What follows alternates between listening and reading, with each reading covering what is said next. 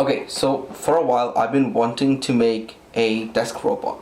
Something that's cool, interesting, eye-catching, something small that can just take a little spot on my desk and yeah. So I've been wanting to do this for like a couple of years now, so I've got the next 2 days free. I'm gonna smash it out and see what I make.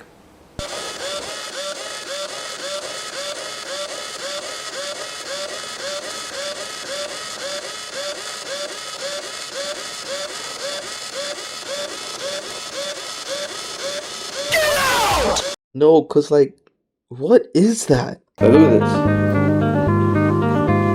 It really does. It's just a little. Doesn't do it right.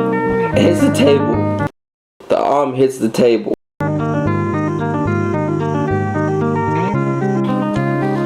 We can do better. Okay, so for this version 2, I wanted to actually have a face. So I got a 0.96 inch OLED display, connected it here to the Arduino Nano as shown.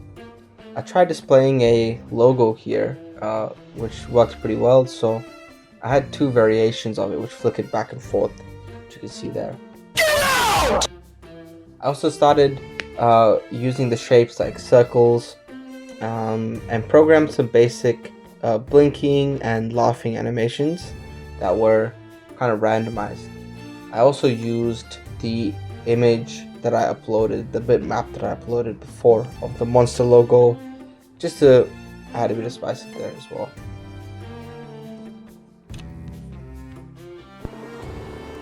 I'm trying to kind of squeeze this into a small package so I can 3D print a case for it. Get it kind of sit nicely. But yeah. So I took some measurements of the compacted system with the wires kind of squished together, and from there I hopped over to Tinkercad and I designed a pretty basic shell for it, which you can see here. I tried to have the words kind of cut out of the case, but the supports were really tight and I couldn't really pull them out. Plus, I wasn't exactly happy with the way the whole system was fitting inside this case. The screen wasn't in there very well and the Arduino was sticking out the back. Here you can see with the system powered on, it still didn't feel right. I mean, I could have adjusted the screen a bit, but I wasn't happy with it, and so I decided to redesign the outer case for it.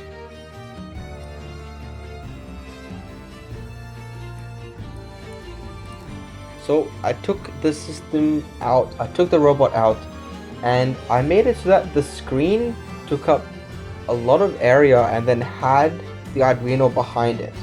I wanted this new case to appear as if the screen is taking up most of it, so it looked like it didn't have a lot of wasted space. So back over in Tinkercad, I started designing a new housing for it with similar aesthetics from the old one, with like that cap kind of design, like it's wearing a cap, but now it kind of looks like a mailbox.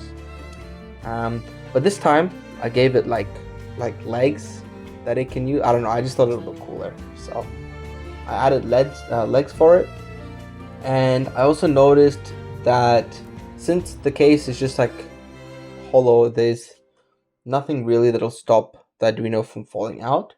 So to make it a little bit more secure, I decided to place these two holes on the side, which this bracket will kind of clip into, which would help secure the back once I've put the Arduino in, and you can see that here.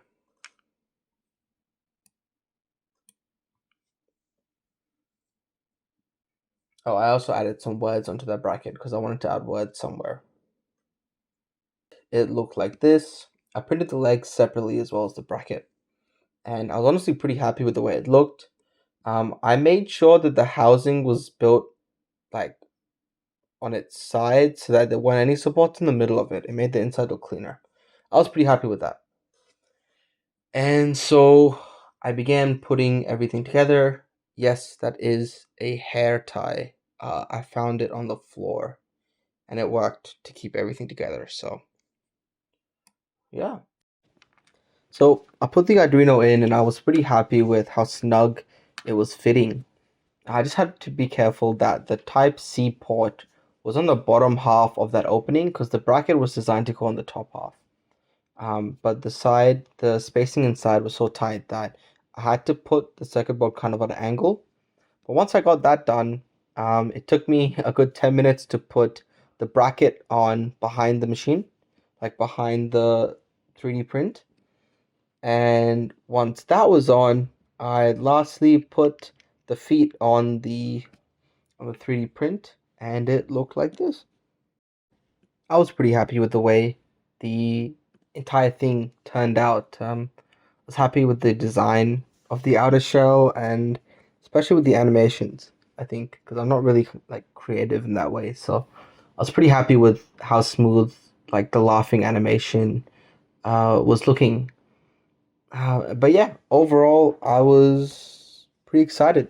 This took like 2 months of back and forth iterations. There's a bunch of clips that I didn't put in here, but yeah, I'm really glad with the way it looks.